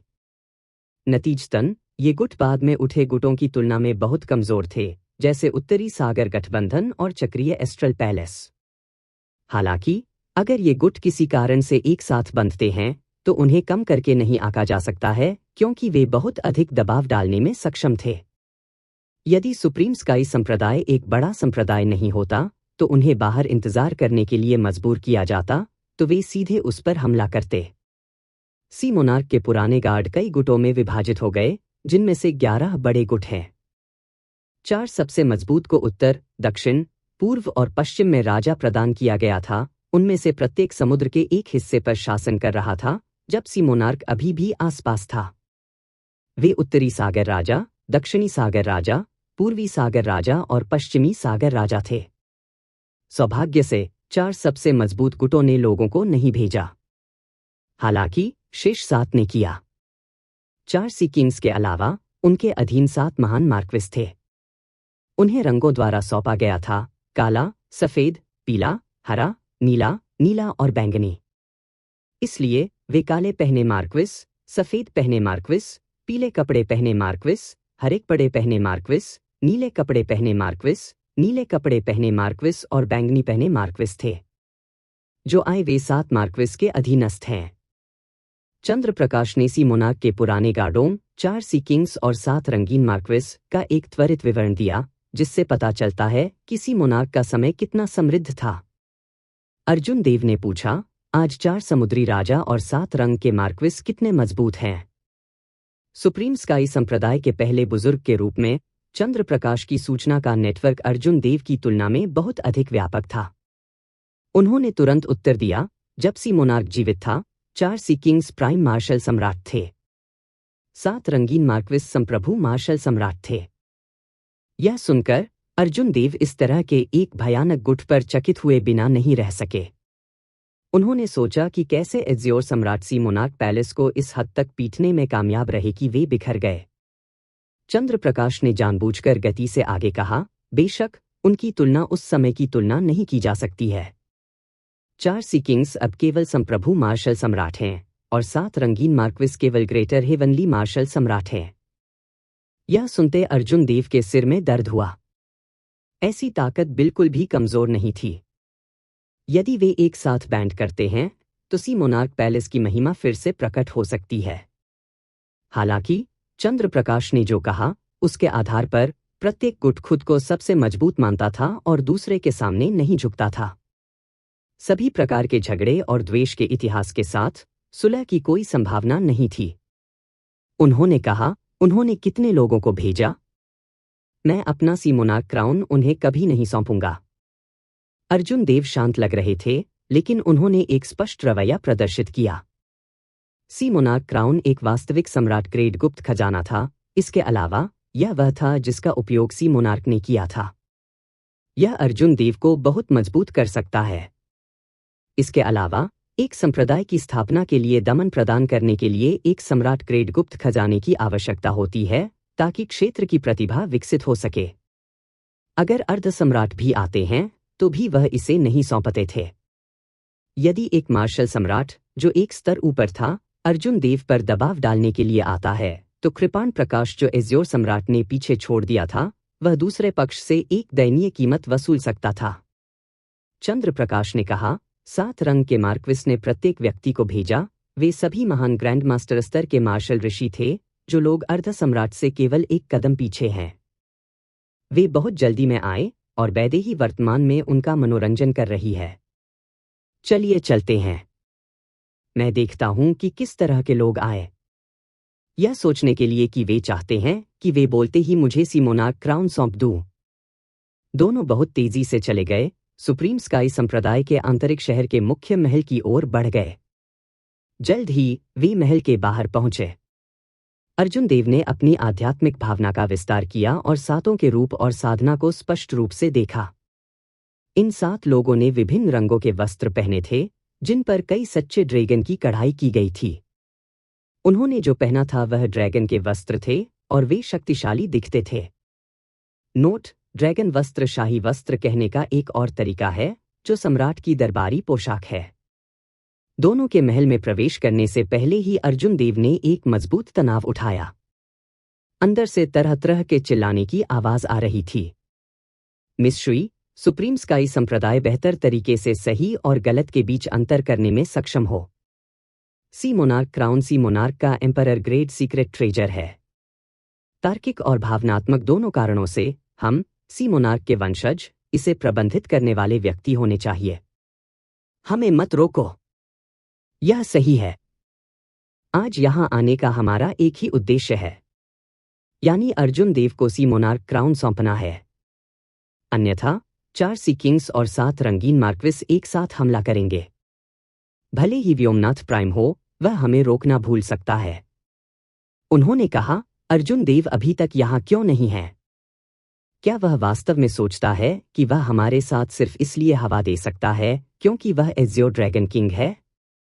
अर्जुन देव की भूमि स्वर्गीय तारों वाले सागर में थी, इसलिए वैदेही ने स्वर्गीय तारों वाले सागर के इन पुराने गुटों को नाराज करने की हिम्मत नहीं की। उसने मुस्कुराते हुए चेहरे के साथ उनके साथ व्यवहार किया और धीरे से कारण बताया, उन्हें पीछे हटने की उम्मीद में। उसने यह भी सुझाव दिया कि जब तक 7 रंगीन मार्क्विस इस मामले को आगे नहीं बढ़ाते, तब तक सुप्रीम स्काई संप्रदाय उन्हें मुआवजा देने को तैयार था। हालांकि वैदेही ने जितना अधिक रास्ता दिया, ये लोग उतने ही अधिक अपमानजनक होते गए। उन्होंने यहाँ तक कहा कि अगर अर्जुन देव ने सी मोनार्क क्राउन नहीं सौंपा, तो वह निश्चित रूप से खुद को स्थापित नहीं कर पाएंगे अगर वह स्वर्गीय तारों वाले सागर में चले गए। जब वह कुनलुन महाद्वीप में है, तब भी वह अपने एज़्योर ड्रैगन किंग शीर्षक का उपयोग कर सकता है। हालांकि एक बार जब वह स्वर्गीय तारों वाले महासागर में आता है, तो मैं गारंटी देता हूं कि वह ड्रैगन से कीड़े में बदल जाएगा। यहां तक कि एक लहर भी उसे मौत के घाट उतार सकती है। काले ड्रैगन वस्त्र पहने एक बूढ़े व्यक्ति ने अत्यधिक तिरस्कार के साथ कहा। 7 में से इस व्यक्ति की आलोचना और लहजा सबसे तेज था। आप वास्तव में बड़ी बात करते हैं। यह जियो जानना चाहता है कि आप, एक लहर, मुझे कैसे मौत के घाट उतार सकते हैं? क्या आप मेरे साथ आदान प्रदान करने और यह देखने की हिम्मत करते हैं कि कौन अजगर है और कौन कीड़ा है? जैसे ही अर्जुन देव महल के बाहर खड़े थे, उन्हें लगा कि कुछ गड़बड़ है। ये लोग यहाँ सिर्फ झगड़ा करने के लिए आए थे, बातचीत के लिए कोई जगह नहीं थी। हालांकि बहुत कुछ था। कभी कभी भले ही कोई जानता हो कि कुछ अनुचित था, कोई भ्रमित होने और अनावश्यक रूप से बहस करने में मदद नहीं कर सकता था। अगर कोई चेहरे पर थप्पड़ मारने का हकदार है, तो उसे दृढ़ता से मारना चाहिए। अर्जुन देव को हॉल में प्रवेश करते देख बीच में बैठी वैदेही ने हैरानी के भाव प्रकट किए। वह पहले से ही अनुमान लगा चुकी थी कि अर्जुन देव महल के बाहर से क्या सुनने में कामयाब रहे। अर्जुन देव, पीछे हटो और इन लोगों को मत मारो। स्वर्गीय तारों वाले महासागर के पश्चिमी सागर में 7 रंग के मार्क्विस का बहुत प्रभाव है। आप हेवनली स्टार आइलैंड जाने वाले हैं। आप उन्हें जल्दबाजी में ठेस नहीं पहुंचा सकते। वैदेही ने अपने होठों को थोड़ा हिलाया, अपनी आवाज अर्जुन देव को पेश की। इतने लंबे समय तक बोलने और इन 7 लोगों को पीछे हटते नहीं देखने के बाद वैदेही को बहुत निराशा हुई, इसलिए उन्होंने अर्जुन देव को नहीं रोका। जब तक वह उन्हें सिर्फ सबक सिखाता है और उन्हें नहीं मारता है, तब तक यह ठीक रहेगा। दूसरे पक्ष को पीछे हटना केवल शब्दों से असंभव था। उसे अपनी ताकत दिखाने की जरूरत थी। अर्जुन देव ने थोड़ा सिर हिलाया और काले कपड़े पहने बूढ़े आदमी को एक बार ऊपर उठाया। एक महान ग्रैंड मास्टर स्तर के मार्शल ऋषि के रूप में कोई भी पहले से ही अपने स्वर्गीय ऋषि कानूनों को स्वर्गीय कानूनों में परिवर्तित करना शुरू कर सकता है। हालांकि जब प्रथम एल्डर चंद्र प्रकाश की तुलना में ये लोग स्पष्ट रूप से बहुत कमजोर थे। उन्होंने अभी अभी अपने स्वर्गीय ऋषि नियमों को परिष्कृत करना शुरू किया था और अभी तक इनमें से किसी को भी स्वर्गीय व्यवस्था में परिवर्तित नहीं किया था। दोनों तरफ बैठे 7 लोग अचानक खड़े हो गए। उनकी निगाहें चाकू की तरह तेज थीं क्योंकि वे अर्जुन देव को भेदने और पूरी तरह से उनके माध्यम से देखने की कोशिश कर रहे थे। काले कपड़े पहने बूढ़े ने अपनी विरल दाढ़ी को सहलाया। उसका चेहरा जोश से लाल हो गया था, उनका उत्साह बिल्कुल भी पुराना नहीं लग रहा था। वह अर्जुन देव की अचानक उपस्थिति पर आश्चर्यचकित नहीं था जैसे कि उसने इसकी उम्मीद की थी। काले कपड़े पहने बूढ़े ने कहा, स्वाभाविक रूप से मुझे आपके साथ चालों का आदान प्रदान करने में कोई समस्या नहीं है। हालांकि यदि आप हार जाते हैं, तो आपको सी मोनार्क क्राउन को सौंपना होगा। अन्य 6 लोग अर्जुन देव के उत्तर की प्रतीक्षा करते हुए ठंडे स्वर में मुस्कुराए। स्थिति के साथ कुछ गड़बड़ लगता है। यह ऐसा है जैसे ये पुरानी चीजें जानबूझकर आपको लड़ने के लिए उत्तेजित कर रही हैं। अभिमा ने अमर आत्मा की अंगूठी से चेतावनी दी। अर्जुन देव ने इसके बारे में थोड़ा सोचा और सहमत हुए कि कुछ गड़बड़ महसूस हुई। क्या गलत है? तथाकथित एजियो ड्रैगन किंग में वह साहस नहीं है। हरे रंग के कपड़े पहने बूढ़े व्यक्ति ने अपने चेहरे पर ठंडे भाव के साथ मजाक उड़ाया। अभिमा ने धीरे से याद दिलाया, बेहतर होगा कि आप अधिक सावधान रहें। यह कोई समस्या नहीं है। जब ताकत एक निश्चित स्तर तक पहुंच जाती है तो कोई भी तकनीक को तोड़ने के लिए बल का उपयोग कर सकता है। कोई चाल या साजिश मदद नहीं करेगी। अब तक अर्जुन देव पहले से ही महान ग्रैंड मास्टर स्तर के मार्शल सेज दायरे में किसी को भी बल के साथ स्वीप करने के लिए आश्वस्त थे। वह देखना चाहता था कि इन लोगों के पास क्या चालें हैं। उसने अपना सिर उठाया और सीधे सहमत हो गया। यदि आप हार जाते हैं तो कृपया सुप्रीम स्काई संप्रदाय छोड़ दें और फिर कभी मेरे सामने न आएं। चिंता मत करो। निश्चित रूप से आपके पास जीत की कोई संभावना नहीं है। बस याद रखें कि आपने क्या कहा था। सी मोनार्क क्राउन को सौंपने के लिए तैयार हो जाओ। काले कपड़े पहने बूढ़ा हंसे और महल के दरवाजों से बाहर चला गया। कुछ सीढ़ियां चढ़ने के बाद वह महल के सामने एक खुली हवा में मंच पर पहुंचे। अन्य 6 ने अर्जुन देव को देखा क्योंकि वे उनके पास से गुजर रहे थे जैसे कि वे एक अच्छा शो देखने की प्रतीक्षा कर रहे हों। बूढ़ा व्यक्ति मंच के केंद्र में चला गया और अपनी तैयारी पूरी की, अपनी संग्रहित ऊर्जा को उजागर करने की प्रतीक्षा कर रहा था। वह एक महान छिपे हुए अजगर की तरह बन गया जो एक चाल में अर्जुन देव को छलांग लगाने और हराने के लिए अपना समय बिता रहा था। अर्जुन देव 100 मीटर की दूरी पर स्थिर खड़ा था। जैसे ही उन्होंने पद छोड़ा, उन्होंने खुद को पूरी तरह से शांत कर लिया। कोई खुशी या दुख नहीं था, वह शांत पानी की तरह शांत और स्थिर था। आइए देखें कि आपके पास इतना बेलगाम व्यवहार करने के लिए कौन से भयावह जाल और तरकीबें हैं। काले कपड़े पहने बूढ़े आदमी के होंठ मुड़े हुए, एक ठंडी मुस्कान प्रकट करते हुए। उसके शरीर से एक निडर ड्रैगन की दहाड़ आई और उसकी आंखें लाल हो गईं। बूढ़े आदमी की आभा अचानक बढ़ गई जब तक कि वह अर्धसम्राट तक नहीं पहुंच गई। हे हमारे साथ रंगीन मार्क्विस में निडर ड्रैगन कला है जो सी मोनार्क द्वारा छोड़ी गई एक गुप्त तकनीक है। यह हमारे साधना क्षेत्र को अस्थायी रूप से एक ग्रेड तक बढ़ा सकता है। अब मैं एक अर्धसम्राट हूं। मैं इस मैच का फैसला एक चाल में करूंगा, तुम्हें उस कीड़े की तरह हरा दूंगा जैसे तुम हो। हवाओं और बादलों ने हलचल मचा दी जिससे मंच के आसपास हिल गया। एक अर्धसम्राट की आभा सभी दिशाओं में फैल गई जिसने तुरंत पूरे आंतरिक शहर को ढक दिया। आंतरिक शहर में सुप्रीम स्काई संप्रदाय के सभी शिष्यों ने चौंकाने वाले भाव प्रकट किए। एक अर्धसम्राट आंतरिक शहर में अपनी आभा क्यों पेश कर रहा था? इसके अलावा हत्या क्यों बहुत भारी थी? क्या कोई दुश्मन भीतरी शहर में घुसपैठ कर सकता था? आंकड़े ऊपर उठे, आभा के स्रोत की ओर बढ़ रहे थे, तेजी से दौड़ रहे थे। एक अर्धसम्राट एक ऐसा व्यक्ति होता था जिसका प्रभाव होता था कि वह जहां भी जाता था। आमतौर पर कोई अर्धसम्राट का सामना नहीं कर सकता था। सनसनाहट। हुश। जल्द ही 100 से अधिक शिष्य महल के चारों ओर की दीवारों के बारे में रुक गए। जब उन्होंने काले कपड़े पहने बूढ़े व्यक्ति को अर्जुन देव का सामना करते देखा तो उनके चेहरे पर आश्चर्य दिखाई दिया। अप्रत्याशित रूप से नवसम्मानित एजियो ड्रैगन किंग, उनके वरिष्ठ भाई अर्जुन देव, एक अर्धसम्राट से लड़ने जा रहे थे। वैदेही के चेहरे पर एक अजीब सा भाव दिखाई दिया। जब वह इस पर रोक लगाने के लिए कदम उठाने वाली थी तो चंद्रप्रकाश ने उसे रोक दिया। घबराए नहीं। ऐसा झूठा अर्धसम्राट अर्जुन देव के मार्ग को अवरुद्ध नहीं कर पाएगा। लेकिन इस आभा और ताकत के आधार पर वह एक अर्धसम्राट से अलग नहीं है। वह निश्चित रूप से एक अर्धसम्राट की ताकत से लड़ने में सक्षम होगा। वैदेही को अभी भी बहुत चिंता महसूस हो रही थी। कौन उम्मीद कर सकता था कि सी मोनार्क ने ऐसी गुप्त तकनीक को पीछे छोड़ दिया होगा कि एक महान ग्रैंड मास्टर स्तर के मार्शल ऋषि भी अपनी खेती को एक ग्रेड तक बढ़ा सकते हैं? चंद्रप्रकाश ने मंद मंद मुस्कुराते हुए कहा, निश्चिंत रहें। वह एक सच्चा अर्धसम्राट नहीं है, वह बस इसे देखता है। निडर ड्रैगन कला एक ऐसी स्वर्ग विरोधी गुप्त तकनीक है।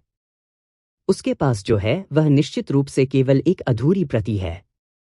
वह ज्यादा समस्या पैदा नहीं कर पाएगा। काले कपड़े पहने बूढ़े को थोड़ा झटका लगा। एक अर्ध सम्राट की आभा दिखाने के बाद भी अर्जुन देव के हाव भाव में कोई बदलाव नहीं आया। अर्जुन देव बिल्कुल भी घबराए नहीं, कोई ओपनिंग नहीं हुई।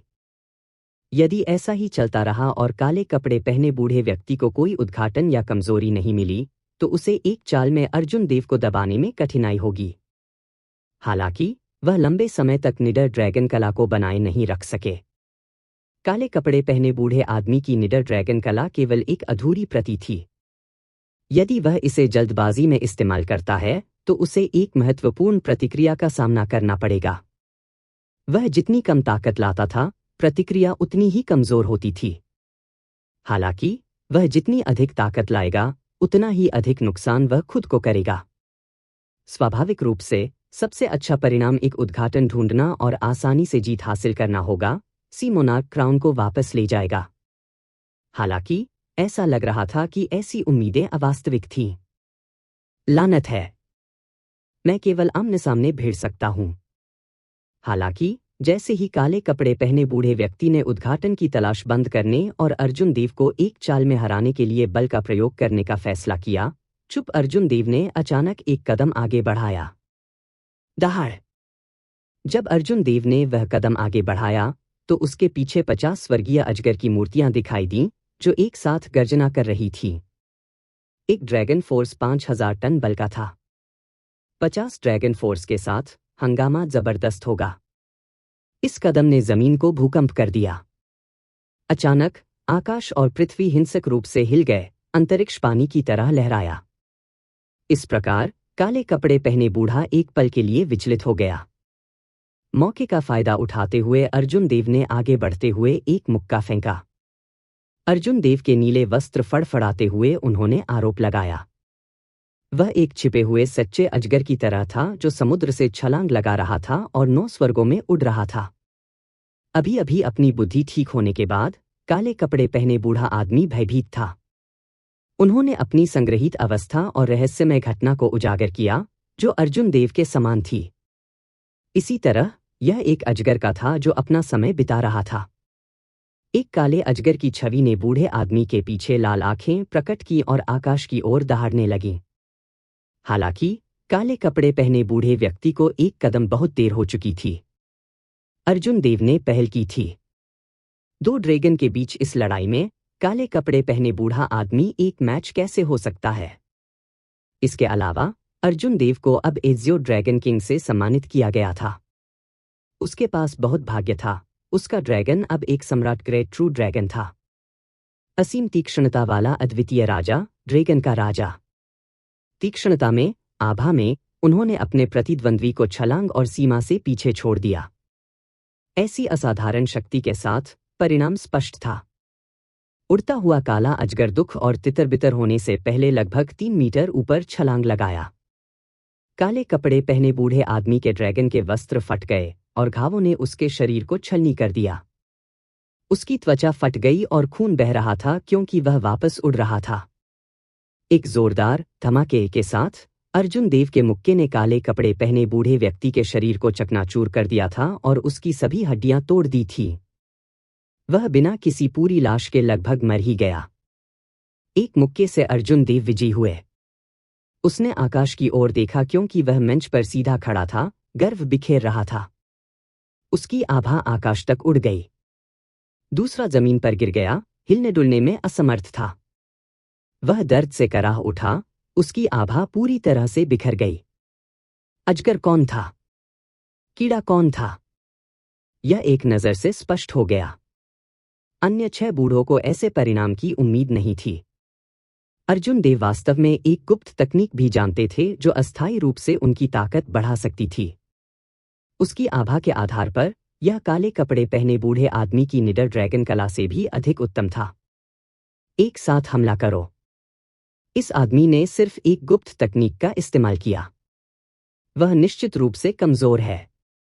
यह सबसे अच्छा समय है। बैंगनी कपड़े पहने बूढ़े आदमी में जानलेवा इरादा भड़क गया। मौन रूप से काम करते हुए 6 ने पहले ही हड़ताल की तैयारी कर ली थी। उन्होंने एक ही समय में अपनी चालें चलाईं। इस तरह के मौन सहयोग के साथ एक पल में अपना सबसे मजबूत हमला करते हुए कोई भी इस पर विश्वास नहीं करेगा अगर उन्हें बताया जाए कि यह हमला पूर्व नियोजित नहीं था। चंद्र प्रकाश और वैदेही के चेहरों पर मुस्कान ठिठक गई। स्पष्ट रूप से उन्हें उम्मीद नहीं थी कि ये 6 सुप्रीम स्काई संप्रदाय में ऐसा कदम उठाने की हिम्मत करेंगे। उनमें से कितना साहसी! हुश! चंद्र प्रकाश और वैदेही के आंकड़े चमक उठे। उन्होंने सोचने के लिए बिना रुके हमला किया। हालांकि दूसरे पक्ष को पहले से ही इसका अनुमान था। जबकि दोनों तेज थे, फिर भी वे बहुत धीमे थे। दोनों मदद नहीं कर सके लेकिन चिंतित महसूस कर रहे थे। 6 महान ग्रैंड मास्टर स्तर के मार्शल ऋषियों के एक साथ काम करने के साथ अर्जुन देव उनके हमलों को कैसे चकमा दे सकते हैं? ड्रैगन की 6 छवियां हवा में चिल्लाईं। इस गंभीर संकट के बीच अर्जुन देव की निगाहें डूब गईं। वह आने वाले खतरे के सामने घबराया नहीं। उसके पैर घूम गए क्योंकि वह मंच के पीछे पीछे हट गया। बारी बारी से मुड़कर वह लगातार आगे बढ़ता रहा। उसके नीले वस्त्र फड़फड़ाते थे, उसकी लंबी आस्तीन फूलों की तरह खिल रही थी। उसके महीन काले बाल उड़ते और उग्र झरने की तरह घूमते रहे। इस समय अर्जुन देव ने अपने चरम पर निर्दोष कृपाण दाव को मूर्त रूप दिया। उसके शरीर से एक चमकीला चांद निकला। आड़ू के फूलों की पंखुड़ियां 50 किलोमीटर तक उड़ती रहीं। गर्मियों की धूप आसमान में ऊंची धधक रही थी। शरद ऋतु की हवा चली गई, गिरे हुए पत्तों को लेकर आई। हर जगह बर्फ के टुकड़े बह गए। एज़्योर ड्रैगन छवियों को गोली मार दी गई। कई रहस्यमयी घटनाएं हुईं। उनके हर मोड़ के साथ एक नया दृश्य आया। जब तक अर्जुन देव पीछे हट गए, जब तक कि वह पीछे नहीं हट सके, जब तक कि वह नहीं कर सका, तब तक चकमा दे रहा था। 6 के हमले बहुत करीब आ गए थे।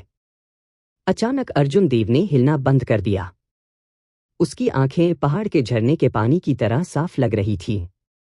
उसने अपने लूनर शैडो कृपाण को अपने सामने क्षैतिज रूप से रखा। उसके बाएं हाथ ने उसकी म्यान को पकड़ लिया और अपना दाहिना हाथ कृपाण की मूठ पर रखा। यह एज़्योर सम्राट के कृपाण को चित्रित करने का रुख था। इन कुछ चरणों में उसने सभी निर्दोष कृपाण दाव को एक में मिला दिया था, जिससे एक अद्भुत दृश्य सामने आ गया था। फिर अंत में वह एज़्योर एम्परर के ड्राइंग द कृपाण का उपयोग करेगा और कृपाण खींचते ही निर्दोष कृपाण दाव की सभी विस्फोटक शक्ति को उजागर करेगा। कुछ समय पर वैदेही की आकृति हवा में थम गई। उसने आंख तरेर कर अर्जुन देव की ओर स्तब्ध आंखों से देखा। यह किस तरह की कृपाण तकनीक है? न केवल वैदेही बल्कि चंद्र प्रकाश और अन्य सर्वोच्च आकाश संप्रदाय के शिष्य भी इस अद्भुत कृपाण तकनीक से दंग रह गए। उन सभी को बहुत उत्सुकता महसूस हुई। कृपाण प्रकाश कितना अद्भुत होगा जब इसे खींचा जाएगा। ड्रैगन की 6 छवियां हवा में विलीन हो गईं। 6 की हत्या की चालें अपरिवर्तनीय रूप से लागू हुईं। इस समय अर्जुन देव ने अपनी कृपाण भी खींची। धधकता सूरज अकेला है, गिरे हुए पत्ते हवा का अनुसरण करते हैं, चंद्रमा आग की तरह चमकता है, हर जगह बर्फ बहती है, आड़ू के फूल बिखर जाते हैं, अंतहीन ड्रैगन छवियां। कृपाण रोशनी जुड़ी हुई है। इस एक कृपाण के साथ सभी प्रकार की रहस्यमय घटनाएं सामने आईं। जब अर्जुन देव ने लूनर शैडो कृपाण को पूरी तरह से खींचा तो उसकी चमक ने सभी के दिलों को झकझोर कर रख दिया। बूम! एज़्योर एम्परर के ड्राइंग द कृपाण के साथ निर्दोष कृपाण दाव कृपाण प्रकाश में बदल गया और चार्ज हो गया। इसने तुरंत उस हत्या की चाल को तोड़ दिया जिसे अंजाम देने के लिए 6 लोगों ने सहयोग किया। कृपाण की रोशनी कमजोर नहीं हुई, पहले की तरह शानदार बनी रही। यह कमर पर 6 के माध्यम से कटा हुआ, हालांकि वे कृशिव की तरह भाग्यशाली नहीं थे। इससे उनकी मौके पर ही मौत हो गई। अर्जुन देव, क्या यह वह चाल थी जिसका उपयोग आपने उस समय देवता जाति के 10 महान ग्रैंड मास्टर स्तर के मार्शल ऋषियों को हराने के लिए किया था? अभिमा ने अमर आत्मा की अंगूठी के भीतर से सदमे में पूछा। इस कृपाण हड़ताल के साथ अर्जुन देव को अपना खुद का दाव बनाने वाला माना जा सकता है, जिसने हजारों पीढ़ियों के लिए अपना नाम छोड़ दिया है। अर्जुन देव ने धीरे से सिर हिलाया। जब उन्होंने ग्रैंड मास्टर स्तर के मार्शल सेज की अड़चन को तोड़ दिया और महान ग्रैंड मास्टर स्तर के मार्शल सेज के दायरे में कदम रखा, तो उस पल में उन्होंने एक असाधारण स्थिति में प्रवेश किया, स्वर्ग के साथ एक होने की स्थिति। उसके विचार सरल हो गए थे, उसकी समझ हर किसी से अधिक थी। सभी प्रकार के अद्भुत विचारों और प्रेरणा ने उस पल में उनकी सभी विशेषताओं को समेकित कर दिया था, जिससे यह शक्तिशाली अद्वितीय हत्याचाल चली गई थी। अर्जुन देव इससे भी बहुत पहले स्वर्ग से एकाकार होने की ऐसी अवस्था में प्रवेश कर चुके थे। जब किसानों ने बड़ी बाधाओं को तोड़ दिया, तो उन सभी के पास ऐसी स्थिति में प्रवेश करने का मौका था। यह एक ऐसी स्थिति थी जिसमें केवल ठोकर खाई जा सकती थी, लेकिन खोजा नहीं जा सकता था। यहां तक कि एक प्राइम मार्शल सम्राट भी अपनी मर्जी से इसमें प्रवेश नहीं कर सकता था। ऐसी स्थिति में प्रवेश करने में सक्षम होने के परिणामस्वरूप कई लाभ हुए, जिनका किसी के संचय और समझने की क्षमता से बहुत कुछ लेना देना था। इस कदम की अपनी समझ को कॉल करने के बजाय, जिसने एक शानदार कृपाण प्रकाश दिया, जबकि स्वर्ग के साथ एक संयोग के साथ, इसे सही परिस्थितियों में एक प्राकृतिक प्रगति कहना अधिक सटीक था। यदि अर्जुन देव ने इस तरह के कदम को नहीं समझा होता, तो वह 10 देवता जाति के महान ग्रैंड मास्टर स्तर के मार्शल ऋषियों के खिलाफ नहीं बचते, जिन्होंने अपनी देवता की मूर्तियों की स्थापना की थी। मूल रूप से उन्होंने राजा सम्मेलन समारोह में कृषि से निपटने के लिए इस कदम का उपयोग करने की योजना बनाई थी। हालांकि कृषिव अत्यधिक निर्दयी थे, देवताओं के राष्ट्र को एक ठोस अवस्था में ला रहे थे। उनके हमले ने अर्जुन देव को बुरी तरह घायल कर दिया था और उन्हें इसे अंजाम देने से रोक दिया था। अन्यथा अभिमा को एक कदम उठाने की आवश्यकता के बिना अर्जुन देव कृषि को भी हराने में सक्षम होते। इस कदम को क्या कहा जाता है? अभिमा ने उत्साह से पूछा। महिमा का क्षण। कृपाण प्रकाश का एक पल सभी प्रकार के दृश्यों को साकार करता है, इसका नाम महिमा था। प्रसिद्धि ने अपनी योग्यता का पालन किया। जब जमीन पर अधमरू पड़े काले कपड़े पहने बूढ़े ने यह दृश्य देखा, तो वह इतना डर गया कि उसकी आत्मा लगभग तितर-बितर हो गई। उन्होंने एक पीक ग्रेड डिवाइन फ्लेम ताबीज निकालने के लिए अपना पूरा प्रयास किया और जल्दी से इस जगह को छोड़ दिया। जब महल के चारों ओर की दीवारों पर बैठे शिष्यों ने काले कपड़े पहने बूढ़े व्यक्ति को आग की लपटों में जलते और गायब होते देखा, तो उन्होंने अर्जुन देव की चाल से चकित होने से अपनी बुद्धि वापस पा ली। अर्जुन देव ने गहरी सोच में प्रवेश किया और उनकी भौहें कसकर बुन गईं। यह स्पष्ट था कि दूसरे पक्ष ने उसे जानबूझकर उकसाया था। फिर इन लोगों ने काले कपड़े पहने बूढ़े आदमी को चारा के रूप में इस्तेमाल किया। काले कपड़े पहने बूढ़े आदमी के हारने के बाद भी उन्होंने उसे मारने का अवसर लिया। यह योजना परतों में आई। उनका उद्देश्य शायद उतना सरल नहीं था जितना किसी मोनार्क क्राउन को पुनः प्राप्त करना। पहली बड़ी बहन, मैं जाऊंगा और इस व्यक्ति का पीछा करूंगा। मेरे लिए चिंता करने की कोई जरूरत नहीं है। अर्जुन देव की पीठ पर फ्रीडम विंग्स फहराए गए। फिर उसने तुरंत फ्रीडम विंग्स के जादुई कौशल को अंजाम दिया, इतना करीब अभी तक दुनिया अलग। एक कदम के साथ वह 50 किलोमीटर दूर दिखाई दिया। वैदेही आहें भरने के अलावा कुछ नहीं कर सका। उसने बेपसी से कहा, यह एक पीक ग्रेड डिवाइन फ्लेम ताबीज है, जो अत्यंत दुर्लभ और कीमती है। अर्जुन देव कैसे पकड़ सकते हैं? हवा में ऊपर अर्जुन देव ने चारों ओर देखा। उन्होंने अपनी आध्यात्मिक भावना को बढ़ाया, लेकिन उन्हें कुछ भी समझ नहीं आया। अभिव्यक्ति के किसी भी परिवर्तन के बिना उन्होंने अपने अभिविन्यास को समायोजित किया और इतनी करीब अभी तक दुनिया को फिर से सक्रिय किया, दूसरी दिशा में पीछा करते हुए।